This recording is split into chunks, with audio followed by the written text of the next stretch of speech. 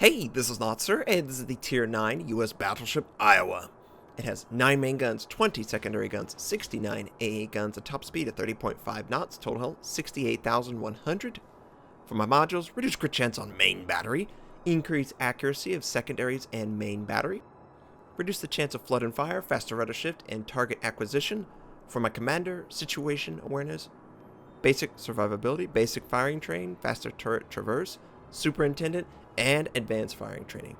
We are on the map, the Atlantic, and I'm going to be completely honest, I forgot about this game. This game took place on New Year's Eve.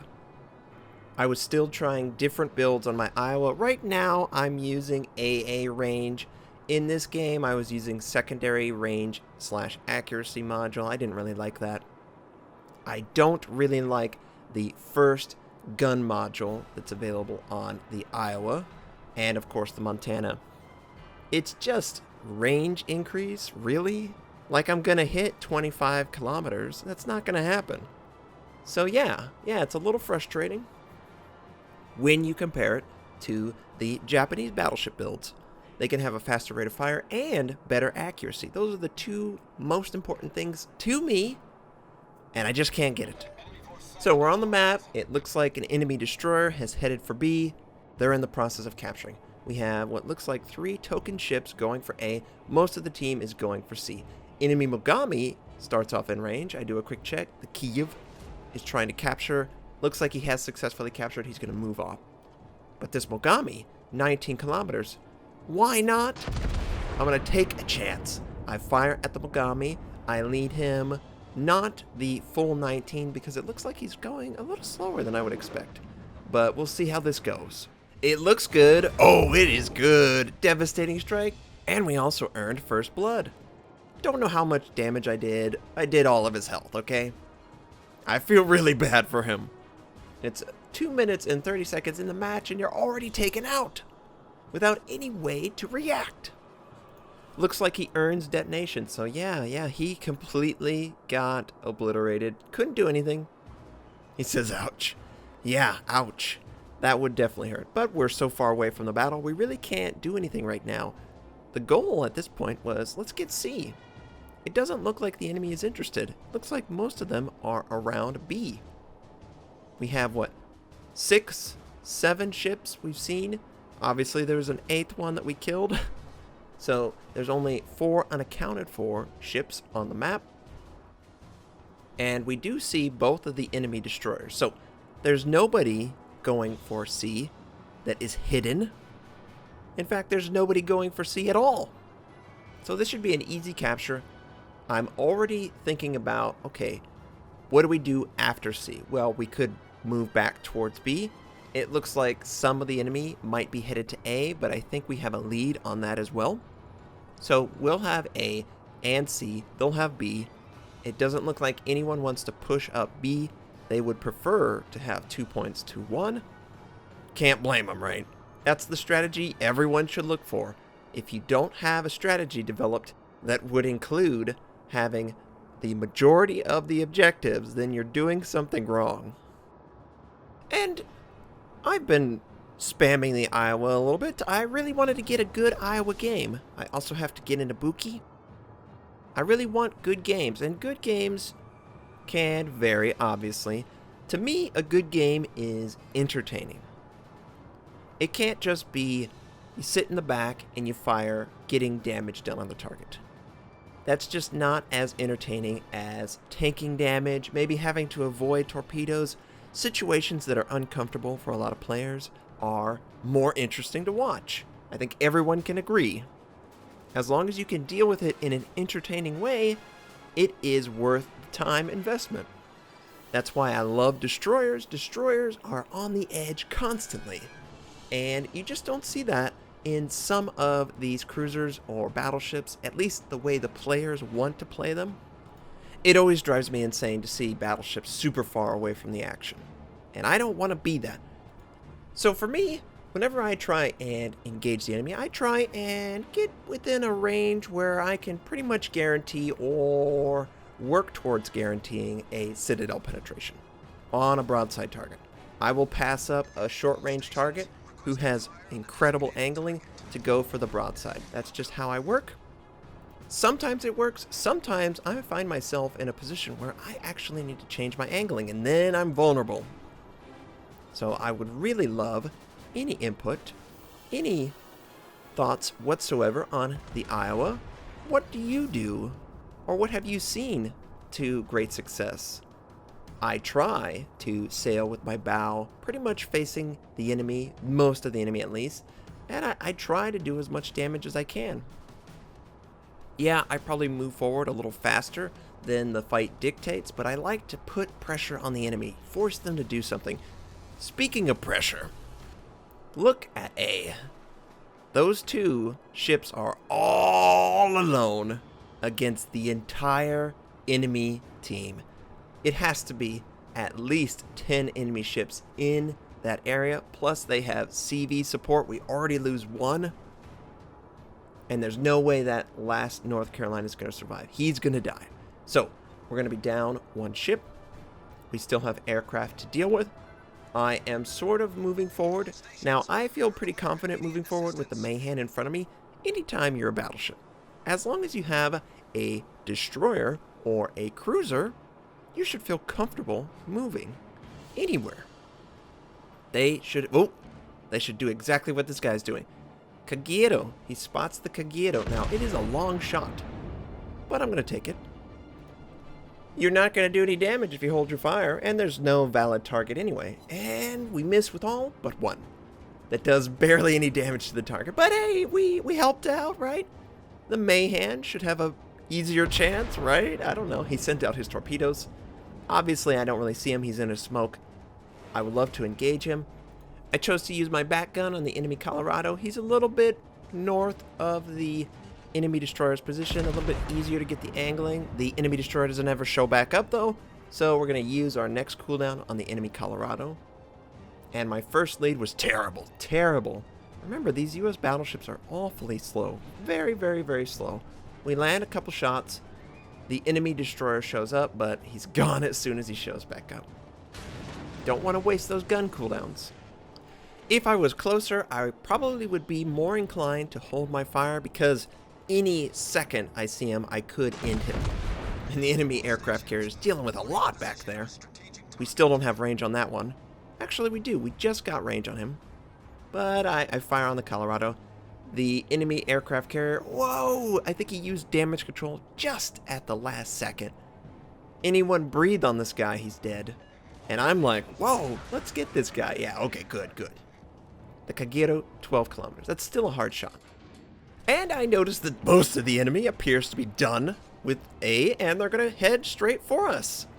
So yeah, I bring it all the way down. I'm going to come to a complete stop, maybe even back up. My goal was to continue to show my bow, and pretty much nothing else. We get 8,900 against the Tirpitz. He's doing nearly the same thing. We got an enemy Atlanta, another Colorado, Kiev, a Pensacola, but this Tirpitz is headed straight for me. Now, I don't want him to get too close. The Tirpitz loves to brawl, and as he gets closer and closer and closer, you need to keep in mind, all German vehicles at this point, the cruisers and the battleships have 6-kilometer range torpedoes, so he's just outside of that. We get another 9K, nice. We lose a friendly because he's just suicidal. I don't know why you would get that close. Since I can't use the back gun, I don't want to change my angling too much to allow for penetrations. I'm going to use it on targets that are a little bit more to the northwest of the map. And he's getting closer. He's just on the edge. Okay, now he could theoretically send his torpedoes, but obviously I would move out of it. And he has great angling too. He knows exactly how you need to play this. We're getting a little chip damage every single salvo though, plus we have friendlies lighten him up. I'm going to use my heal.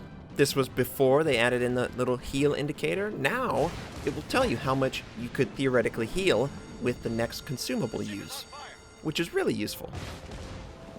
Ah, yes. Friendlies are able to help take out the enemy Tirpitz. Don't think he got torpedoes off. If he did, we should have plenty of warning. There's aircraft over his corpse. I don't see any torpedoes, so we're good. Now, This Colorado is moving somewhat towards us. Trying to circle around, maybe take out the Otago, get a little bit of damage on him.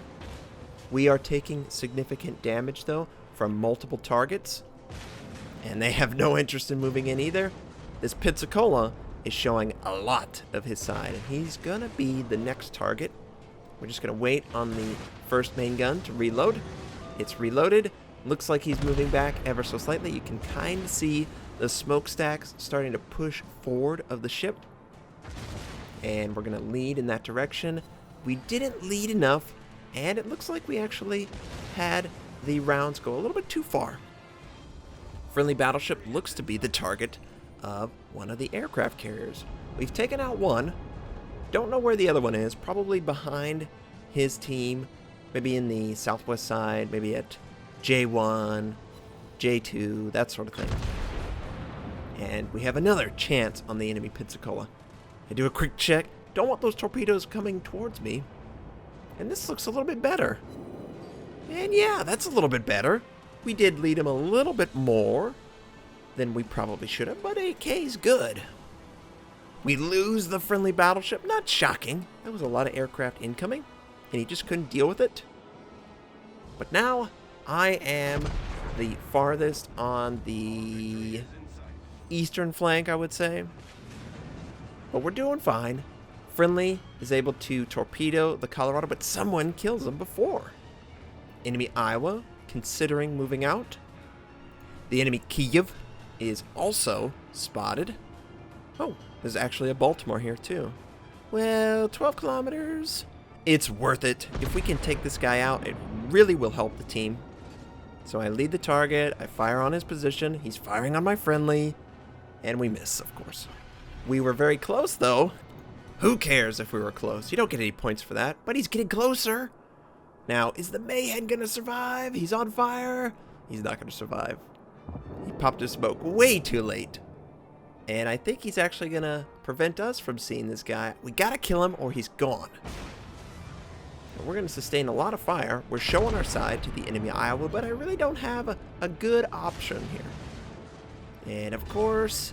Whoa! Didn't think that would happen. Only one shell made contact. AP for, what, 2,600 points of damage and killed him? I usually don't get that lucky. We needed that, though. That was an important kill. Now, this Baltimore showing a lot of his side. I will take you on gladly. We fire our back gun, which we didn't really have use for. 10,000? Oh, yeah, I'll take that. Front guns are ready to go. He sets us on fire. I aggressively put it out. I can't really afford any fire damage at this point. And that is risky. That is a huge risk. I continue to fire on the Baltimore. 6K right on the nose. The back gun's ready to go. He's completely pointed straight at me, preventing all angling. Do a quick check on the enemy Iowa, and it looks like he's preoccupied. He's dealing with torpedoes. And just gauging the angling, I probably need to bring it a little bit tighter, make it a little bit harsher angle for him right now. Anytime you're fighting two ships like this, you need to make sure that you maintain, and he's not even looking at me, but maintain good angling against the bigger threat. This Baltimore, sure, he could penetrate me. But you know what? He can't penetrate me for nearly as much as the Iowa. And he's just fed up. You're doing too much damage to me. So he shows a lot of his side. Can we kill him? No, we can't. 7 seconds. Look what's coming. We have enemy torpedo bombers and dive bombers. We need to get this kill now. I need all the help I can get. We're down 2 ships. Got to take out that Iowa. I don't know his health, but it looks like oh, that was a terrible shot. Wow. Iowa is interested in firing on us. Ooh, yeah, this is bad. This is really bad. We do have 2 fighter squadrons overhead trying to look to protect, and I really appreciate that. It's just me and the aircraft carriers, and they need to protect me. They need to empower my ship so I can do more. We just gotta hold on. We can't die. That's the worst thing that could happen. We got incoming. I cannot allow that, and I would love that kill. That would have sealed the deal right there. We still have an advantage, and all we gotta do is survive. And I'm just doing a quick check. Okay. Ooh, 2 fires. That's bad. We can't afford to take this torpedo strike. I'm just trying to extend the time it takes them to get to my ship. And the aircraft are doing their work. They're probably slowed down by that slow that fighters put on. And yes, our team is able to hold on. That was a little too close. But we had to do the aggressive push into B and fight the enemy as they came back from A. And you know what? It worked out in our favor. We earned Confederate. First Blood, Devastating Strike, 2010 XP. Around 123,000 points of damage. Not bad. I want to improve the Iowa. I think there's a lot more potential in the ship. And again, if you have any pointers, don't be afraid to share them in the comments. I really appreciate that. I hope you enjoyed it. I hope you have a fantastic day, and I'll catch you next time.